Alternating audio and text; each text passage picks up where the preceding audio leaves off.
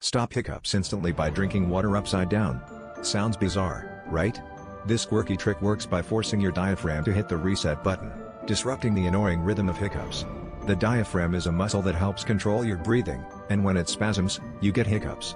By bending over and drinking from the opposite side of the glass, you're essentially playing a mind game with your body, encouraging the diaphragm to snap back to normal. This technique interrupts the hiccup cycle like a pro, offering a quick and effective remedy. It's one of those surprising life hacks that seems too simple to be true, yet countless people swear by its effectiveness. So, the next time you're battling an unrelenting bout of hiccups, grab a glass of water and turn it upside down. It's a head-spinning solution that just might save the day.